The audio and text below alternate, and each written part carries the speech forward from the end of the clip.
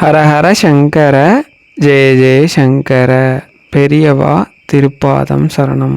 ஒரே ஒரு முறை தெரியாமல் சொன்னால் கூட ஏகாதசி அன்னைக்கு கண் முழிச்சு உபவாசம் இருந்து வழிபட்டா என்ன பலன் தருமோ அதை தரக்கூடிய பெருமாளோட ஒரு வரி மந்திரம் பெரியவா சொன்னது பற்றி தான் இந்த பதிவில் பார்க்க போகிறோம். வாங்க பதிவுக்குள்ளே போகலாம். பொதுவாக வைகுண்ட ஏகாதசி தான் பெருமாளுக்கு இருக்கிறதுலையே ரொம்ப பெரிய வழிபாடு. அந்த வழிபாடு அதாவது ஏகாதசிக்கு மிஞ்சின விரதமே கிடையாது அப்படின்னு சொல்லுவாங்க. இந்த ஏகாதசி விரதம் எல்லாருக்கும் இருக்கணும்னு ஆசை. ஆனால் என்ன நடக்கும் அப்படின்னா நம்மளோட உடம்பு ஒத்துழைக்காது. ஒன்று, நம்ம வயசானவங்களா இருக்கும்போது நம்மளால் ரொம்ப நேரம் சாப்பிடாமல் இருக்க முடியாது, தூங்காமல் இருக்க முடியாது. இல்லை நம்ம கர்ப்பமாக இருக்கவங்க, குழந்தைங்களுக்கு பால் ஊட்டுறவங்க, வேறு ஏதாவது ஒரு மருத்துவம் பார்த்துட்ருக்கோம் அப்படின்னா அவங்களால முடியாது. ஆனால் எல்லாருக்கும் மனசு இருக்கும், நம்மளால் இருக்க முடியலன்னு வருத்தம் இருக்கும். அந்த மாதிரி இருக்கிறவங்க நீங்கள் இந்த மந்திரம் பெரியவா இதுக்கு ஒரு எளிமையான வழியை நமக்கு சொல்லிட்டு போயிருக்காங்க. இந்த மந்திரத்தை நம்ம சொல்கிறோம் அப்படின்னா நமக்கு அதுக்கான முழு பலன் கிடைக்கும். ஏன் அப்படின்னா ஏகாதசி அன்னைக்கு ஒரு வினாடி, ஒரே ஒரு வினாடி, அதாவது ஒரு செகண்ட் இருக்கு இல்லையா, அந்த ஒரு செகண்ட் முழு மூச்சோட முழு நம்பிக்கையோட பகவானை பற்றி நினைச்சாலே நமக்கு பெரும் புண்ணியம் நம்ம கணக்கில் சேரும் அப்படின்னு சொல்லுவாங்க. அந்த மாதிரி ரொம்ப சக்தி வாய்ந்த அந்த வைகுண்ட ஏகாதசி அன்னைக்கு உங்களால் கண் முழிக்க முடியல, உபவாசம் சொல்லக்கூடிய பட்னி இருக்க முடியலன்னா கவலைப்பட வேண்டாம், வருத்தப்படாதீங்க. அன்னைக்கு பகவானை மனசார நினச்சி உங்களுக்கு எப்போ நேரம் கிடைக்குமோ, அது காலையிலையாக இருந்தாலும் சரி, இரவு நேரமாக இருந்தாலும் சரி, இதை சொல்லுங்கள்.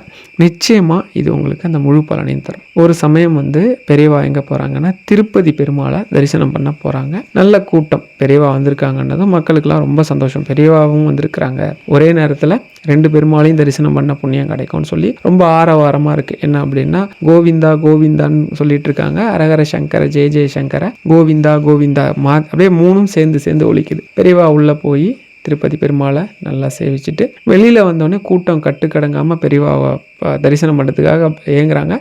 சரணகோஷம் பயங்கரமாக கேட்குது. அரகர சங்கர ஜெய ஜெய சங்கர, அரகர சங்கர ஜெய ஜெய சங்கர, கோவிந்தா கோவிந்தான்னு பெரியவா எல்லாரையும் கையமர்த்தி எல்லாரும் சேமமாக இருங்கன்னு சொல்லிட்டு ஒரு விஷயம் சொல்கிறாங்க. அதாவது பெருமாள் பக்தர்களுக்கு நான் இன்னைக்கு ஒரு உபதேசம் பண்ண போகிறேன், இதை கடைபிடிங்க, வாழ்க்கையில் கஷ்டங்கள் இல்லாத பெரும் புண்ணியவான்களாக மாறிடலாம் அப்படின்றது எல்லாரும் ரொம்ப தீவிரமாக பெரியவா என்ன சொல்ல போகிறாங்க அப்படின்னு சொல்லி கேட்டது. பெரியவா சொல்கிறாங்க, நம்ம எல்லாரும் காலையில் கண் விழிக்கிறப்ப, இந்த கண் விழிக்கிற நேரம் இருக்கு இல்லையா, அப்போ நம்ம மனசு இந்த அலையில்லாத கடல் போல, அலையில்லாத குளம் போல அப்படியே தெளிவாக ரொம்ப நிதானமாக இருக்கும். அந்த சமயம் நம்ம எந்திரிக்கும் போது என்ன சொல்லிட்டு எந்திரிக்கணும் அப்படின்னா, ஸ்ரீ வேங்கடேசாய நமக அப்படின்னு சொல்லிட்டு எந்திரிக்கணும். என்ன சொல்லி எந்திரிக்கணும்னா, ஸ்ரீ வேங்கடேசாய நமக அப்படின்னு சொல்லிட்டு எந்திரிக்கணும். அதே போல நம்மளோட வேலைகள்லாம் முடிச்சுட்டு நம்ம தூங்க போறப்ப ஸ்ரீ வேங்கடேசாய மங்களம் அப்படின்னு சொல்லணும் அப்படின்னு சொல்லி ஒரு உபதேசம் பண்ணாங்களாம். இதுக்கு என்ன அர்த்தம் அப்படின்னா, அவரை ஃபர்ஸ்ட் அவரோட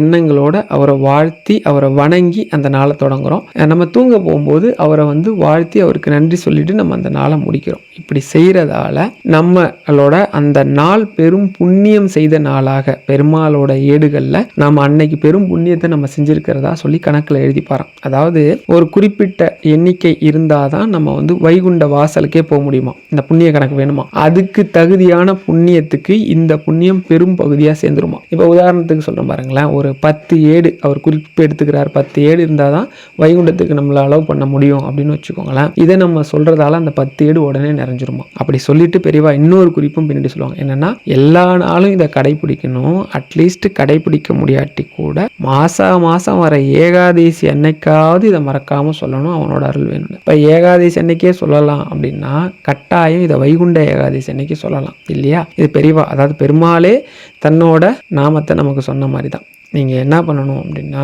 காலையில் அன்றைக்கி ஏகாதசி அன்னைக்கு நீங்கள் சீக்கிரமாக இருந்தாலும் சரி, லேட்டாக இருந்தாலும் சரி, எந்திரிக்கும் போது ஸ்ரீ வேங்கடேசாய நமக அப்படின்னு சொல்லிட்டு எந்திரிங்க. எவ்வளோ நேரம் சொல்ல முடிஞ்சாலும் பரவாயில்ல, ஒரு தடவை தான் சொல்லணும்னு எந்த கட்டாயம் இல்லை, 2 தடவை தான் சொல்லணும். இல்லை உங்களால் எத்தனை முறை சொல்ல முடியுமோ சொல்லுங்கள். அதே மாதிரி ஒரு வேளை அன்னைக்கு உங்களால் முடியல, தூங்கணும், ஏதோ ஒரு காரணத்தினால தூங்க வேண்டிய சூழ்நிலை வருதுன்னு வச்சுக்கோங்க, கவலைப்படாதீங்க. மனசார பெருமாளை நினச்சி ஸ்ரீ வேங்கடேசாய மங்களம் அப்படின்னு எத்தனை முறை சொல்ல முடியுமோ சொல்லிட்டு தூங்குங்க. ஆனால் பெருமாளை ஒரு நொடி நீங்கள் நினச்சா கூட ரொம்ப ஆத்மார்த்தமாக ரொம்ப ஆழமாக, எப்படி சொல்கிறது அப்படின்னா, அந்த சிந்தனை வந்து உங்களுக்கு வந்து ரொம்ப ஆழமாக இருக்கணும். பகவான் பார்த்துப்பார், பகவானை நம்பி இருக்கிறோம், பகவானை நம்பி அவனோட நாமத்தை சொல்லியிருக்கிறோம், நிச்சயமாக நமக்கு வந்து மோட்சம் கிடைக்கும். நம்மளோட கஷ்டங்கள், நம்ம எதுக்காக விரதம் இருக்கணும்னு நினச்சோமோ அந்த கஷ்டங்கள்லாம் விலகும்னு நினச்சிட்டு பகவான் மேலே முழு நம்பிக்கை வச்சு இதை சொன்னீங்கன்னா 100% விரதம் இருந்த பலனும் கிடைக்கும், மோட்சமும் கிடைக்கும், வைகுண்ட பதவியும் கிடைக்கும். ஹரஹர சங்கர, ஜெய ஜெய சங்கர.